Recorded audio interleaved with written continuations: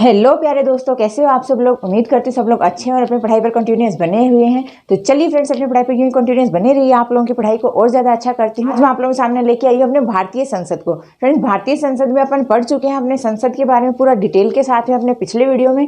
आज अपन पढ़ने वाले हैं अपने राज्यसभा के बारे में, पूरा डिटेल से राज्यसभा की एक एक चीज को अपन पढ़ने वाले हैं। तो वीडियो पर अंत तक बने रहिएगा, कहीं भी जाइएगा मत और स्किप तो बिल्कुल भी मत कीजिएगा, क्योंकि आपके फायदे की ही बात है। आप अगर इसको सीख लेते हैं तो आपका एक क्वेश्चन 1 नंबर पक्का यहाँ से हो जाता है। तो फ्रेंड चलिए अपना आज का वीडियो शुरू करते हैं। तो पहले थोड़ा सा पीछे का रिवाइज कर लेते हैं। मैंने आपको बताया कि जो अपने भारत की संसद, जो अपनी पार्लियामेंट है, उसको अपने कौन से अनुच्छेद में शामिल किया गया है। तो अपने अनुच्छेद 89 के तहत अपने भारत की जो संसद है उसका जिक्र किया गया है अनुच्छेद 89 में।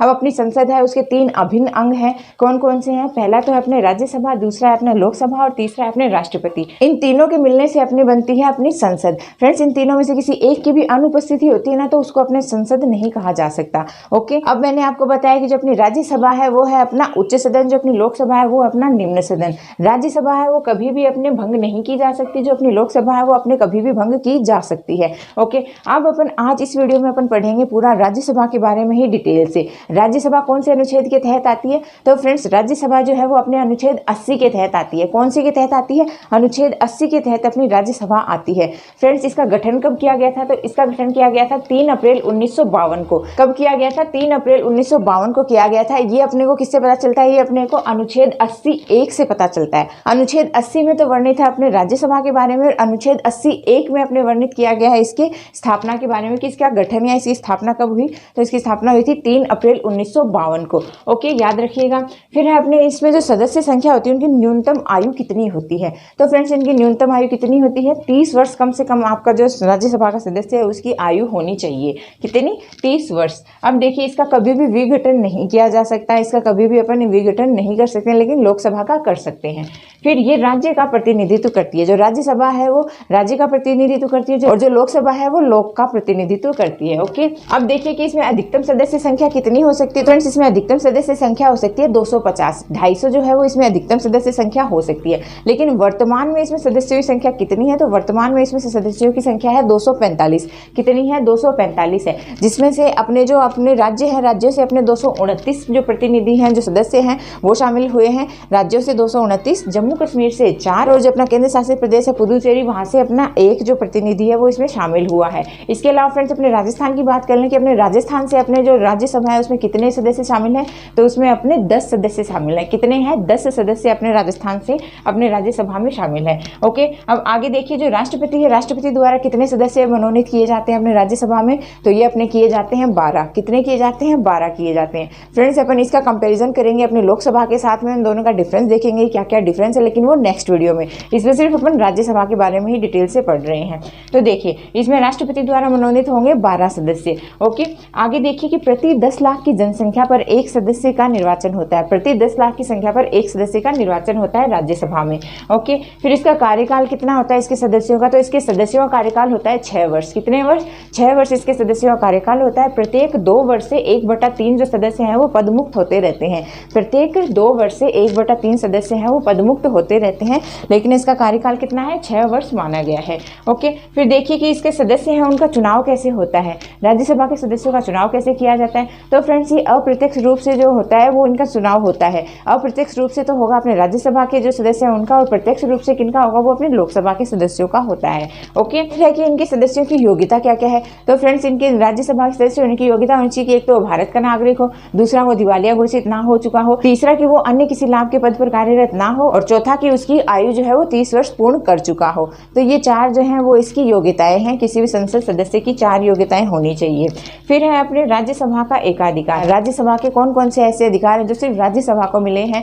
तो देखिए फ्रेंड्स, इसमें राज्यसभा को 3-4 प्रकार के एकाधिकार प्राप्त हैं, जिसमें पहला है अपने अनुच्छेद 61 के तहत कि उपराष्ट्रपति को हटाने का जो भी प्रोसेस है ना, उसका एकाधिकार किसको दिया गया है? अपने राज्यसभा को दिया गया है। ये किसमें है? ये प्रावधान ये अनुच्छेद 61 के तहत बताया गया है कि उपराष्ट्रपति को उसके पद पर बनाए रखना, उसको उसके पद से हटा देने का एकमात्र जो शक्ति है, एकमात्र ताकत किसको दी गई है? अपने राज्यसभा को दी गई है। फिर अपना अनुच्छेद 249 के तहत, अनुच्छेद 249 के तहत जो अपने राज्यसभा है वो राज्यसभा की राज्य सूची के जितने भी विषय है ना, उन पर अपने कानून है वो उसका बना सकती है, उनका कानून का निर्धारण कर सकती है। तो अपने राज्यसभा की सूची के जितने भी विषय आते हैं उनके ऊपर कानून कानून बनाने का अधिकार भी किसको है, अपनी राज्यसभा को ही है।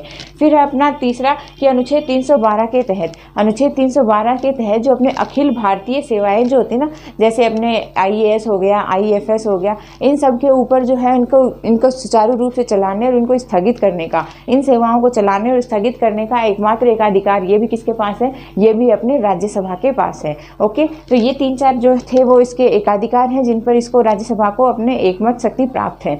तो फ्रेंड्स ये अपन ने कुछ जनरल इसका आउटकम देख लिया है कि अपने राज्यसभा है उसका अपन अन्य किस नाम से जानते हैं, उसको अपन जानते हैं उच्च सदन के नाम से, वरिष्ठ सदन के नाम से, स्थायी सदन के नाम से और विद्वानों के सदन के नाम से। इसका उल्लेख किसमें किया गया है, इसका उल्लेख किया गया अनुच्छेद 80 के तहत इसका उल्लेख किया गया है। और ये मैंने आपको सारा बता दिया। इसका गठन कब हुआ, 3 अप्रैल 1952 को। न्यूनतम आयु कितनी होनी चाहिए, 30 वर्ष होनी चाहिए। इसका कभी विघटन नहीं हो सकता। ये राज्य का प्रतिनिधित्व करती है। इसमें अधिकतम सदस्य संख्या कितनी है, 250 हो सकती है। वर्तमान में कितनी है, 245 है। राजस्थान से कितनी 10, पुदुचेरी से कितनी 1, जम्मू कश्मीर से कितनी 4 और जो अपने बाकी सब राज्य हैं उनसे कितनी 229। राष्ट्रपति द्वारा मनोनीत कितने हैं, 12। तो ये सब मैंने आपको बता दिया। इनका कार्यकाल कितना है, 6 वर्ष। प्रति 2 वर्ष में 1/3 सदस्य कार्यमुक्त होते रहते हैं और इनके सदस्यों का चुनाव किस तरीके से होता है, अप्रत्यक्ष रूप से होता है। फ्रेंड्स जो भी अपने राज्यसभा के सदस्य होते हैं वो अपना शपथ पत्र अनुच्छेद 99 के तहत किसको देते हैं, अपने उपराष्ट्रपति को देते हैं। और अपना जो त्याग पत्र है वो भी किसको देते हैं, वो भी अपने उपराष्ट्रपति को देते हैं। क्योंकि उपराष्ट्रपति है वो राज्यसभा का पदेन सभापति होता है। इसी के सामने अपनी शपथ लेते हैं और इसी को अपना त्याग पत्र देते हैं। फ्रेंड्स जो अपनी राज्यसभा है उसका वर्ष में कम से कम 2 बार क्या करते हैं, अधिवेशन बुलाया जाता है। और इसमें क्या है, 6 महीने से ज्यादा का अंतर नहीं होना चाहिए। पहली बैठक और अंतिम बैठक के अंदर 6 महीने से अधिक का अंतर नहीं होना चाहिए। और बैठक के अंदर जो प्रत्येक जो बैठक होती है उसके अंदर गण पूर्ति, जितने भी सदस्य होते हैं उनकी गण पूर्ति 1/10 सदस्य होनी ही चाहिए। 1/10 सदस्य होंगे तभी वो बैठक है वो संपन्न मानी जाएगी, वो अधिवेशन संपन्न माना जाएगा। तो वर्ष में 2 अधिवेशन कम से कम बुलाए जाएंगे और उसमें से प्रत्येक गण पूर्ति के लिए 1/10 सदस्यों का होना, उपस्थित होना अनिवार्य है। अब इसके पदाधिकारी की बात कर लें तो अनुच्छेद 89 के तहत, अनुच्छेद 89 के तहत जो अपने उपराष्ट्रपति होता है ना, वो इसका पदेन सभापति भी होता है और इसका मुख्य पदाधिकारी भी होता है। इसका मुख्य पदाधिकारी कह दें या इसका पदेन सभापति कह दें, वो कौन होता है, वो अपने उपराष्ट्रपति होता है जिसका कार्यकाल कितने वर्ष होता है, जिसका कार्यकाल 5 वर्ष होता है। ओके, सभी सदस्य इस उपराष्ट्रपति के प्रेजेंस में ही अपनी शपथ लेते हैं, इसी को अपना त्याग पत्र देते हैं। जो उपराष्ट्रपति होता है वो राज्यसभा में जितनी भी अपनी सभाएं होती हैं उन सभी सभाओं का क्या करता है, प्रतिनिधित्व करता है या उनका अध्यक्ष होता है अपने उपराष्ट्रपति, जितनी भी राज्यसभा में सभाएं होती हैं। लेकिन जो अपना उपराष्ट्रपति होता है उसको वेतन किस रूप में मिलता है, उसको वेतन मिलता है पदेन सभापति के रूप में। जो उपराष्ट्रपति होता है उसको वेतन मिलेगा पदेन सभापति के रूप में। यदि इनके ऊपर महाभियोग लागू होता है तो इसकी सूचना इनको 14 दिन पहले दी जाती है। अगर इनको पद से हटाना है, इनके ऊपर महाभियोग लागू किया जा रहा है, तो फिर इसकी सूचना इसको 14 दिन पूर्व दी जाएगी। उपराष्ट्रपति को पद से हटाने के लिए इन्हें 14 दिन पहले सूचना देकर अगर 2/3 बहुमत से लोकसभा में वो पारित हो जाता है तो फिर उसको अपने पद से हटाया जा सकता है। लेकिन इसकी सूचना जो उपराष्ट्रपति है उसको 14 दिन पहले दी जाती है। ओके फ्रेंड्स, तो यहाँ पर अपन ने देख लिया अपने उपराष्ट्रपति के सभी जो मेन पॉइंट्स थे, सारे इंपॉर्टेंट पॉइंट्स मैंने आपको यहाँ पर बता दी हैं। जितना भी राज्यसभा से बनता है सारा मैंने एक एक पॉइंट आपको यहाँ पर क्लियर करने की पूरी कोशिश करी है। तो फ्रेंड्स उम्मीद करती हूँ कि आपको आज का बताया हुआ पूरा वीडियो अच्छे से समझ में आया होगा। तो अगर आप लोगों को अच्छे से समझ में आया तो वीडियो ज़्यादा से ज़्यादा लाइक कर दीजिए, चैनल को दिल खोलकर शेयर और सब्सक्राइब कर दीजिए। आप सभी प्यारे प्यारे दोस्तों का वीडियो को एंड तक देखने के लिए दिल से धन्यवाद। Thank you friends.